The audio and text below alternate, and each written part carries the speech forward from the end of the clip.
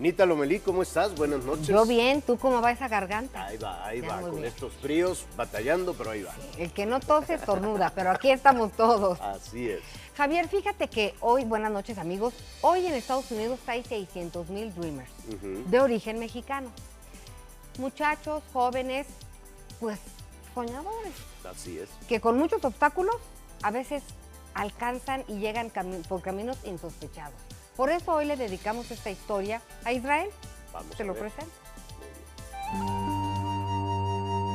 Israel nació en la Ciudad de México, pero creció en Chiconautla, en el Estado de México. Mi papá y mi mamá vienen de una cultura del esfuerzo. Bueno, ellos vendían queso y crema ahí en La Merced. La enfermedad de su madre y las carencias económicas dejaron una huella profunda en su niñez. Cuando yo tenía 6 años, a mi mamá le dio cáncer y mi mamá decidió darnos en adopción. A mí me dio con una tía que se llamaba María Antonieta Gómez, en paz descanse. Ella era monja. Entre las paredes de un convento empezó a estudiar la primaria. Yo tenía un poco de depresión en ese tiempo por la situación de mi mamá. ¿Tan chiquito? Tan chiquito. Y fíjate que en mi depresión a mí me dio mucho por leer y por dibujar, y me gustaba mucho eso porque era como una manera de olvidarme de esos problemas. Sin querer, desarrolló una pasión por la lectura, su mejor herramienta para soñar, y con esto adquirió el hábito de estudio. Destacó por su talento en matemáticas y el dibujo. Así llegó a la vocacional 4 del Instituto Politécnico Nacional. Algunos de sus maestros le sugirieron dedicarse a la arquitectura. Israel hacía planos para ayudarse económicamente. Recuerda cómo un profesor le sugirió ir a la Embajada de Estados Unidos y aplicar un examen para conseguir una beca en una universidad de allá. El maestro detectó las cualidades de un joven sencillo, con muchas limitaciones para poder estudiar. Yo no tenía noción de Estados Unidos, francamente hablando. Mi universo y lo que yo conocía era el Estado de México y la Ciudad de México, y yo quería ser un ingeniero civil. Mi sueño era ingresar a la Escuela Superior de Ingeniería Civil y Arquitectura. Las distancias entre la escuela y la casa, la precaria situación en la que vivía, lo pusieron a soñar con irse a Estados Unidos. Allá estaban sus primos. Tomé el consejo de ir a la embajada y bueno, me aceptó Luisiana, pero me pedían dinero para mi enrollment y para el TOEFL. Y pues no tenía dinero, $5,000 era lo que pedían. Mi tía me da $300. Con $300 en la bolsa se lanzó a cruzar la frontera. No tenía ni pasaporte, 17 años, ni cartilla militar. Entonces cruzo el desierto, fueron 28 días para llegar. Crucé de Juárez, crucé por un área que se llama a un lado de Anapra, en Los Arenales, que tengo entendido que se llama Santa Teresa, donde ya llegas, está el desierto, llegas es en la frontera de Nuevo México y Texas. Entonces por ahí nos cruzamos toda la noche. Fue una larga travesía. Lo deportaron la primera vez, lo volvió a intentar. Su objetivo era claro. Sin embargo, yo siempre creí en la educación. Logró llegar a Colorado con su familia, que trabajaba en el campo y en la construcción. En la universidad lo rechazaron por ser ilegal. Su talento y fortaleza le abrieron las puertas. Estudió y terminó la carrera de Matemáticas Aplicadas y Ciencias de la Computación. En 1991, Israel llegó a Estados Unidos con $3. Un año después, trabajaba barriendo salones de clases, con un sueldo de $200 al mes. En el 2012, fundó su empresa en Nueva Zelanda. Solid es una palabra en español que viene de la palabra sol, es de sol. Y bueno, es una permutación matemática de solid, solution and solidarity. En su negocio desarrolla plataformas de seguridad cibernética para distintas empresas y gobiernos. Nosotros, como mexicanos, ahorita tenemos la responsabilidad a crear más tecnología que es de nosotros, que no es de allá o de acá. Y sí tenemos la capacidad y tenemos ese potencial actualmente.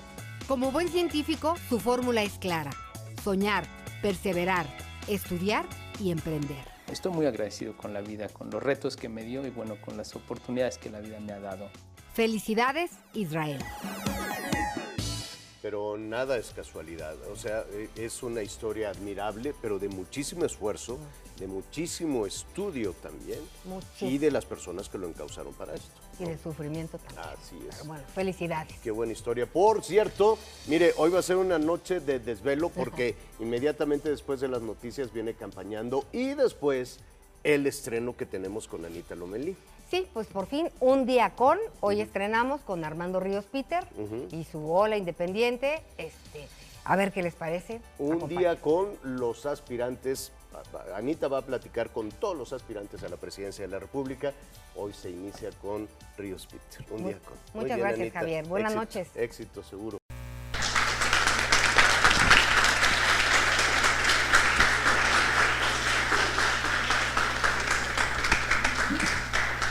Bueno, muchísimas gracias, primero que nada, por la invitación. Para mí es realmente un honor estar aquí con ustedes, con tanto talento, porque ustedes son el futuro de México. Y bueno, aquí les voy a compartir un poco de mi historia, pero también les quiero dar algunos mensajes, algunos consejos o compartir un poco la visión. Primero, de que en la vida todo es posible y que lo más importante que tenemos o la mejor inversión que tenemos, pues es nuestro conocimiento, es nuestra educación y eso forma el capital intelectual, lo que realmente nos puede llevar a trascender fronteras, a trabajar en diferentes lugares.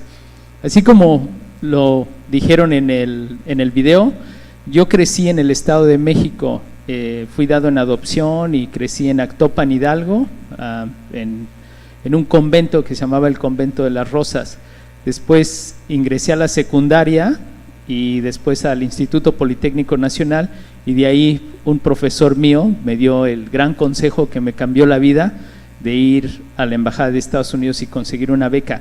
Así inicié, empecé en la Universidad de Colorado como barrendero, porque a pesar de que tenía una aceptación de Louisiana State University, no tenía la visa, no tenía el dinero para pagar mi TOEFL y el enrollment, para aprender el inglés. Entonces empecé como barrendero y empecé como oyente en la universidad. Y bueno, así inicié, al punto de que estudié Applied Mathematics and Computer Science. Después estudié criptografía en Stanford University, Professional Development, y después me invitaron a trabajar a Rusia. Trabajé 2 años en Rusia y aprendí el ruso, y después de Rusia a Nueva Zelanda, a China, a Australia y a Estados Unidos, y ahorita estoy, podríamos decir, como labor social aquí en México, tratando de vincular al Massachusetts Institute of Technology en Harvard University, porque yo actualmente colaboro con ellos en el área de Resiliency, Cybersecurity en Big Data. Y bueno, aquí hay algo muy importante, jóvenes. Yo creo que actualmente México atraviesa por un momento de una coyuntura. El mundo ha cambiado radicalmente. Cuando yo me fui de México en 1991, vivíamos en otros tiempos, en otra época, donde todo era más difícil. Actualmente, el uso de las tecnologías, el Internet, ha derribado las fronteras. Tenemos mayor acceso al conocimiento, podemos colaborar, podemos aprender más rápido, podemos crear empresas, crear prototipos. Y yo creo que aquí México y nosotros los mexicanos tenemos una gran competitividad. Y les pido una disculpa porque ya no vivo en México por 26 años, entonces algunas palabras ya no me las sé bien.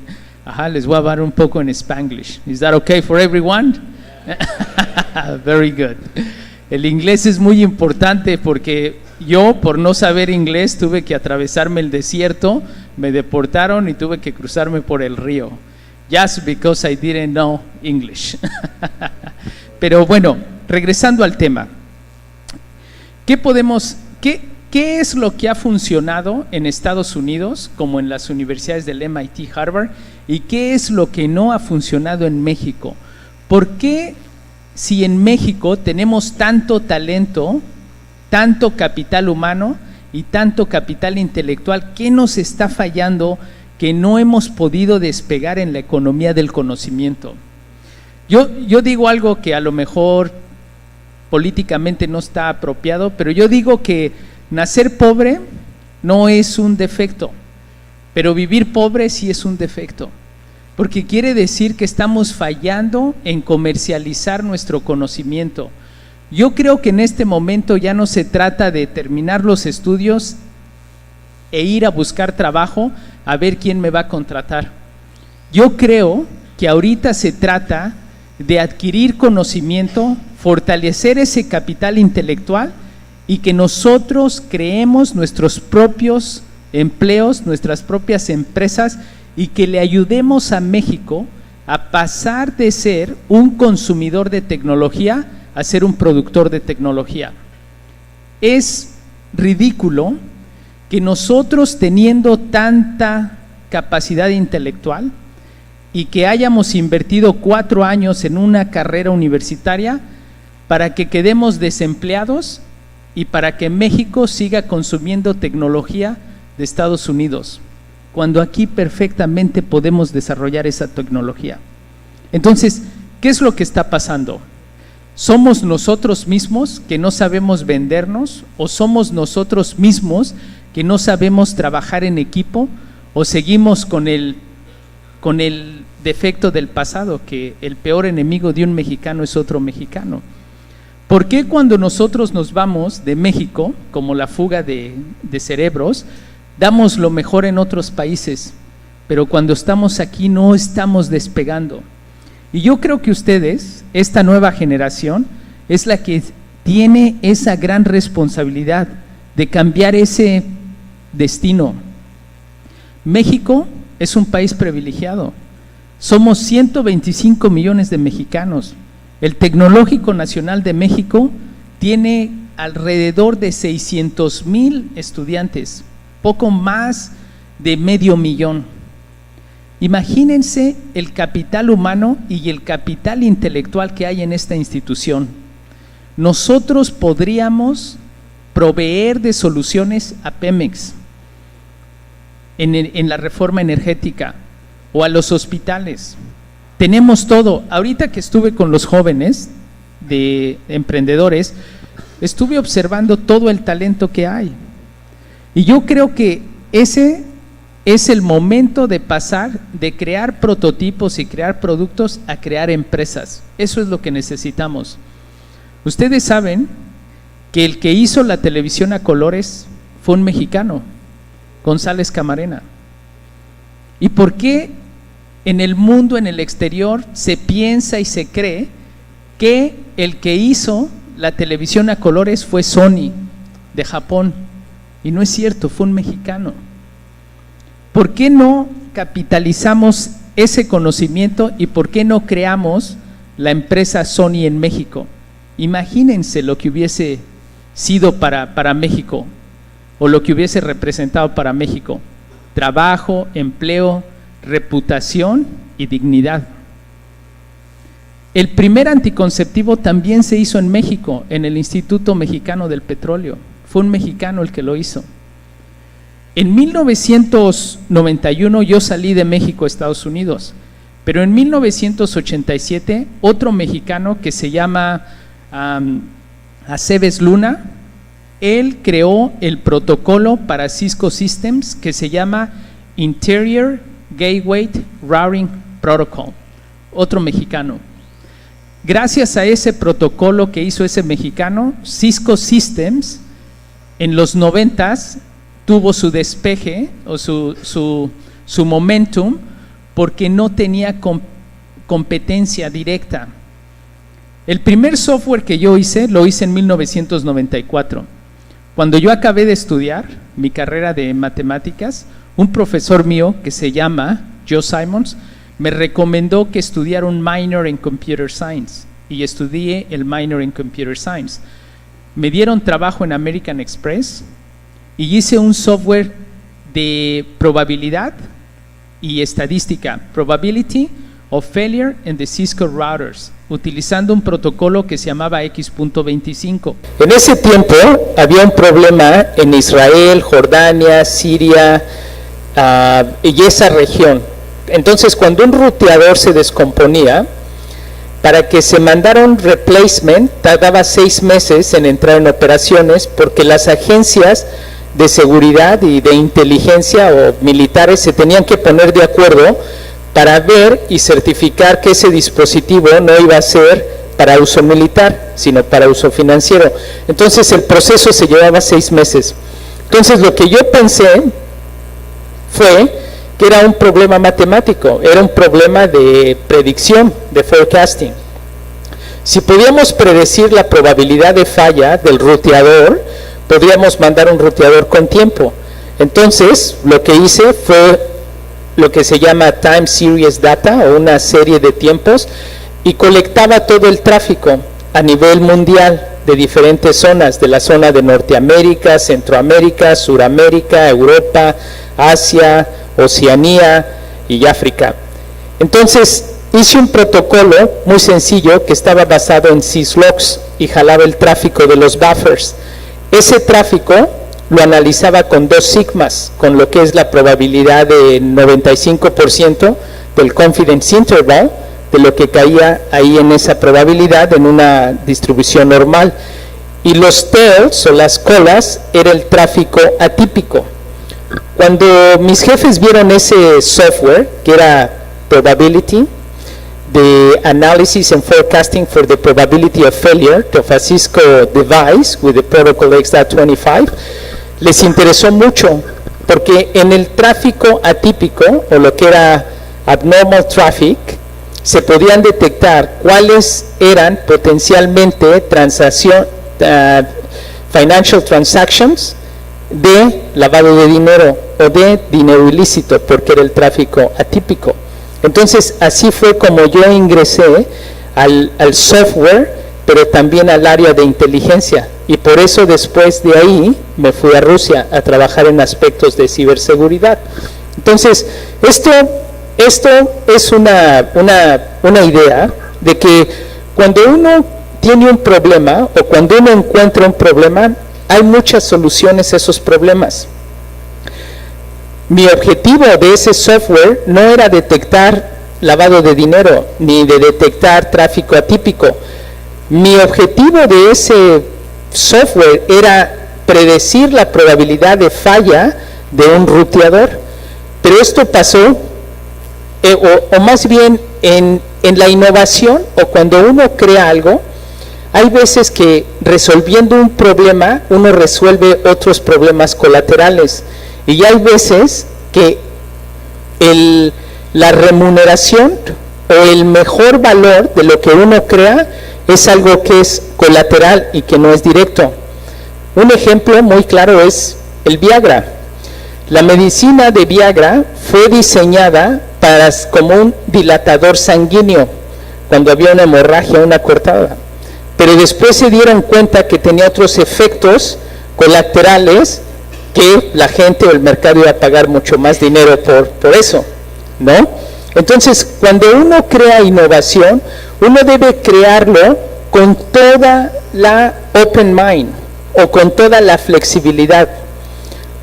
Ustedes, como ingenieros o como estudiantes del Tecnológico Nacional de México, son ingenieros técnicos, e ingenieros vienen de la palabra ingenio, de crear, de resolver cualquier problema, cualquier dinámica, con cualquier elemento que esté disponible y que se pueda utilizar. Ese es el futuro. El futuro es la innovación. El futuro es cómo resolver problemas. Actualmente tenemos el problema del agua, tenemos el problema de la social inequality, tenemos el problema de unemployment, va a haber más falta de trabajo. Por eso no hay que enfocarnos en conseguir trabajos, hay que enfocarnos en crear nuestros propios trabajos, en crear nuestras soluciones y tratar de ser productores de tecnología y proveedores de empleo, y ayudarle, como lo dije, a México a que trascienda, a que pase de ser consumidor a ser productor de tecnología. Por ejemplo, recientemente estuve en Colombia y en Perú, y sin menospreciar a nadie, México tiene mucho mayor capital humano. Somos 125 millones de mexicanos. Economías más pequeñas como El Salvador, Nicaragua, Honduras son mucho más reducidas en capital humano, y eso los pone un step behind que nosotros, porque nosotros producimos más capital intelectual. Entonces, México tiene en realidad todo el potencial para ser el líder a nivel Latinoamérica de producir la tecnología para satisfacer los mercados de Latinoamérica, porque la tecnología de Estados Unidos viene siendo muy cara. Por ejemplo, estudiar ahorita en el MIT sin una beca cuesta alrededor de $70,000 por año. Cuando una persona es egresada del MIT, para crear un prototipo de tecnología necesita venderlo caro para que tenga el regreso de inversión.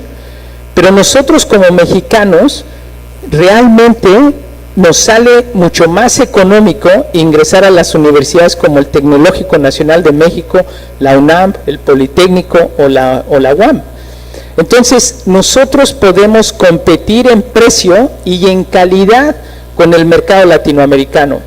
Ahorita en lo que yo estoy trabajando es en vincular el MIT con ustedes, con el Tecnológico Nacional de México, para que hagamos transferencia de tecnología y transferencia de conocimiento, con el objetivo de que nosotros pasemos a desarrollar tecnología y seamos los que vendamos esa tecnología en Latinoamérica. Ese es el punto. ¿Ustedes creen que es posible o que no es posible?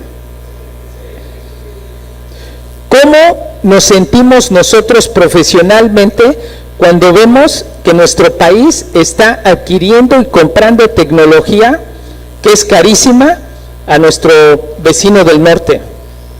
Ustedes como ingenieros, ¿cómo se sienten? Es indignante.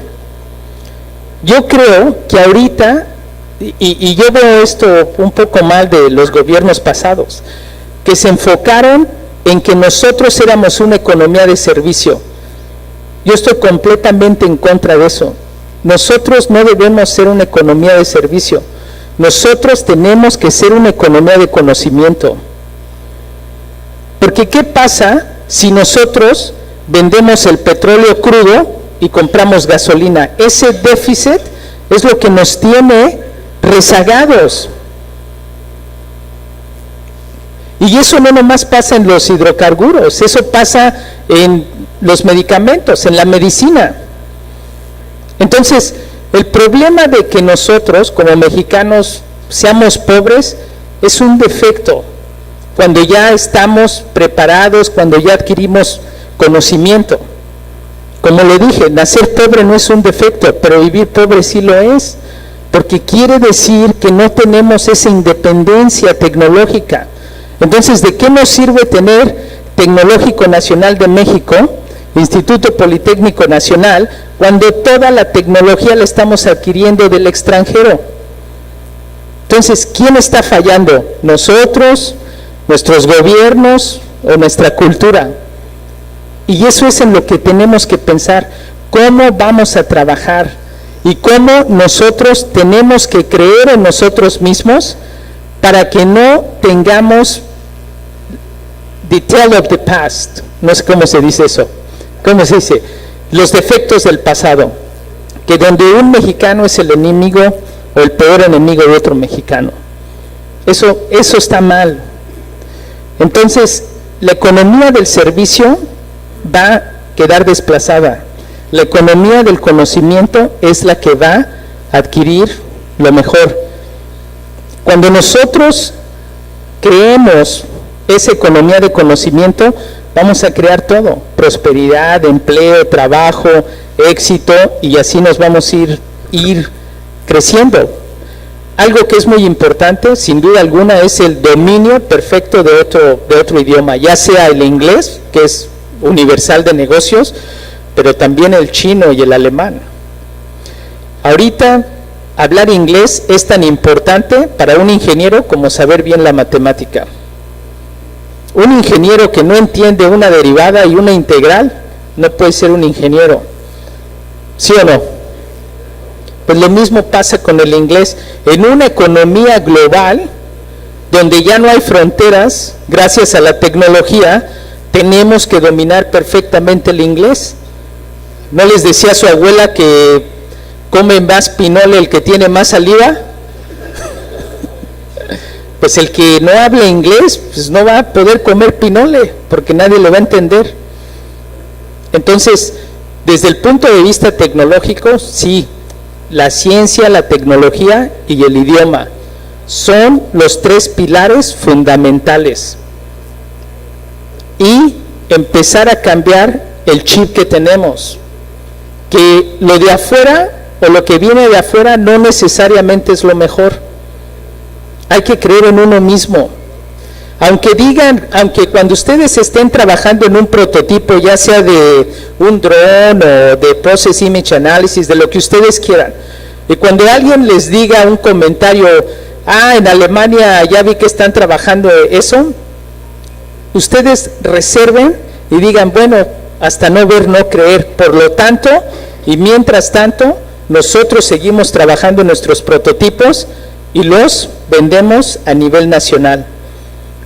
Sí, puede haber cosas mejores en Alemania, en Japón, en China, porque pues, el mundo es así, es hyper competitive, ¿no? Pero en lo que nosotros sí sabemos que podemos ser mejor es en vender el producto para México. ¿De qué me sirve tener un dron que viene de Alemania si cuando se descomponga me va a salir muy caro porque el único que va a saber arreglarlo es un alemán? Y las piezas. ¿No es mejor que nosotros produzcamos nuestra propia tecnología? México tiene highly competitive advantage en esa área. Y les voy a compartir 2 anécdotas.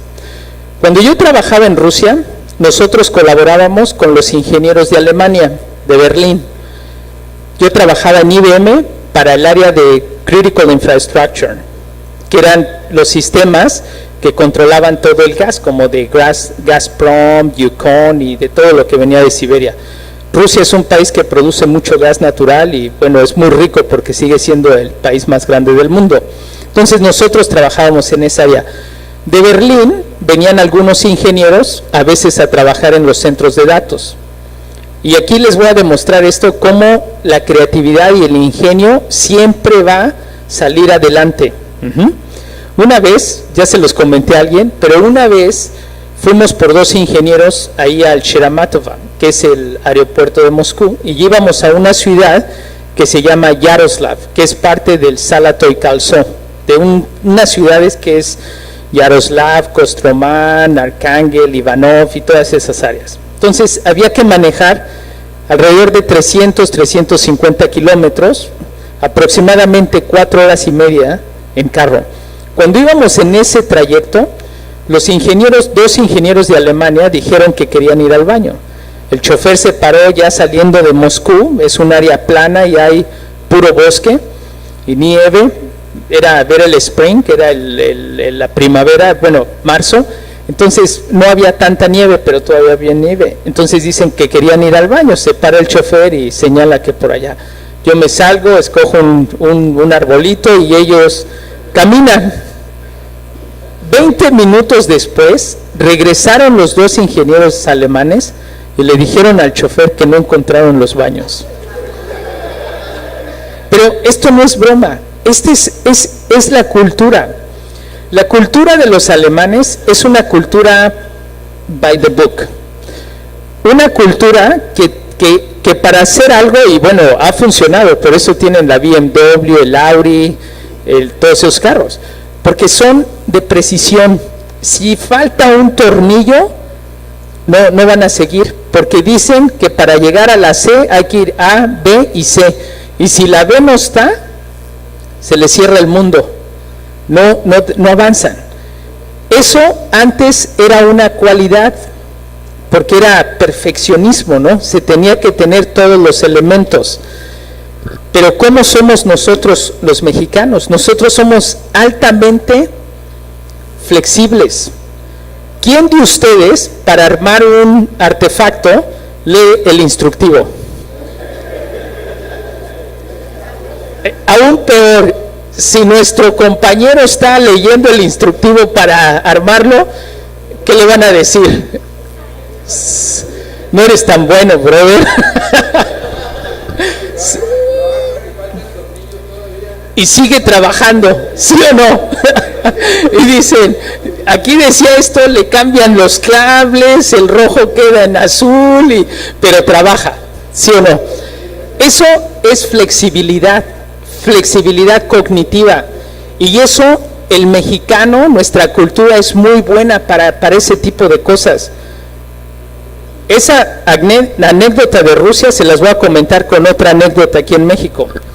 Antes de que yo me fuera a Estados Unidos, a la edad de los 16 años, yo trabajaba en Calzada de la Viga, donde venden pescado y camarón en tiempo de la Cuaresma. Y a veces para ganar dinero, porque como ustedes saben, yo tenía muchas restricciones económicas, yo me iba a trabajar ahí en esas 2 semanas.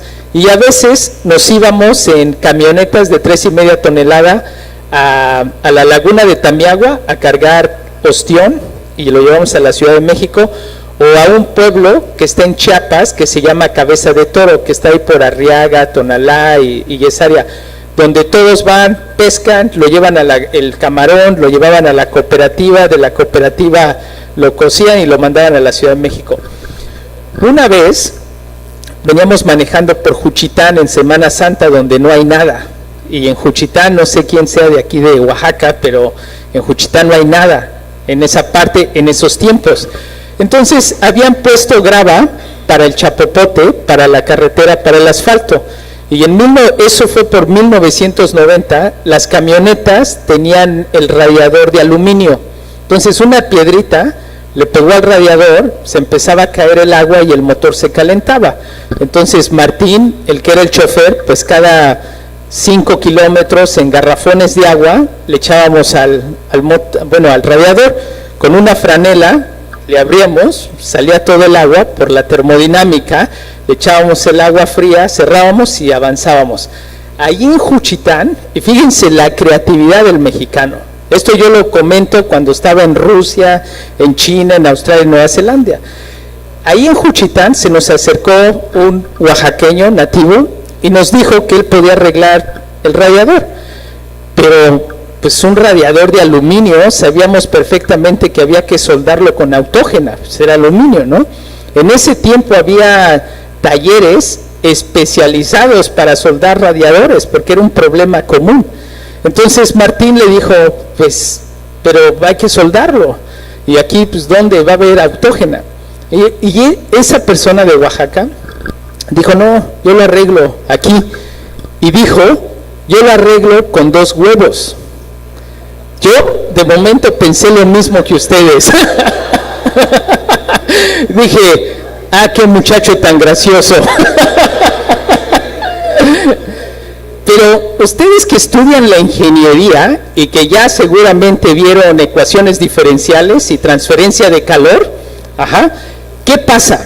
Efectivamente, consiguió los 2 blanquillos, esperó a que se calentara el agua un poco y puso 2 blanquillos en el radiador y le cerró. Y aquí es una pregunta que yo siempre me quedé pensando por mucho tiempo. Ya cuando estudié la matemática y la termodinámica ya lo entendí mejor. El huevo está en un estado semilíquido, pero va a cambiar con la temperatura. O sea, no se va a gasificar, pero se va a solidificar, se va a pasar de líquido a sólido con el incremento de temperatura. Como el agua está incrementando, pasa de líquido a gaseoso. Entonces, cuando tenemos, y esto es material engineering, porque el huevo semilíquido en el agua fría empieza a calentarse, la densidad del huevo es mayor que la densidad del agua. El huevo de semilíquido va a pasar a sólido y el agua va a pasar de líquido a gaseoso. En esa transferencia de calor, ¿qué va a pasar cuando la materia cambia del huevo? Se va a ir naturalmente al centro centrífugo, donde está el agujero. ¿Sí o no? Por delta X is bigger than Y. Se va a ir, ¿y qué va a pasar? se va a cocer. Y efectivamente se veía la clara del huevo cocida ya como un tapón natural. Increíble, ¿no? Entonces el problema de que ya se estaba leaking the water, pues ya fue un...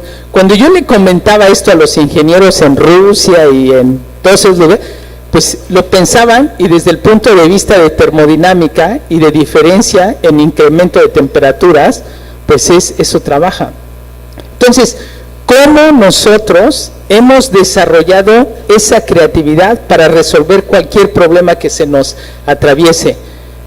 Ese joven pudo haber, si hubiese pensado más profundo, porque ese era un problema común, los radiadores, los que son de mi generación, pues lo sabemos, pudo haber creado del huevo procesado, a lo mejor un tubito como una pasta de dientes, donde se rompió el radiador, se le ponía, se solidificaba con la temperatura y se creaba un tapón natural. Hubiese creado una empresa, una marca, un dispositivo.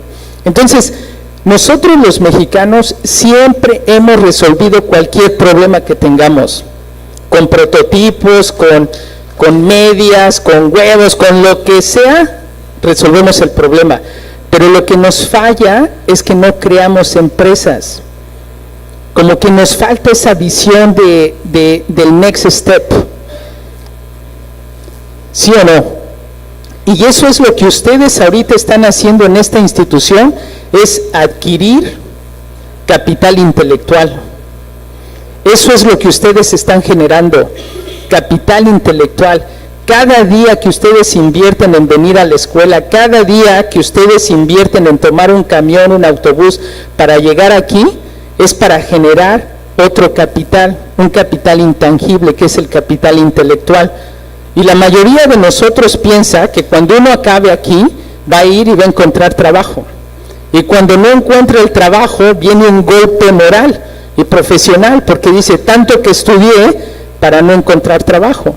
Entonces, como debemos de pensar, es que como todos los capitales se tienen que reproducir, es que, ok, ya vine, ya aprendí, ya tengo conocimiento. Ese conocimiento hay que comercializarlo.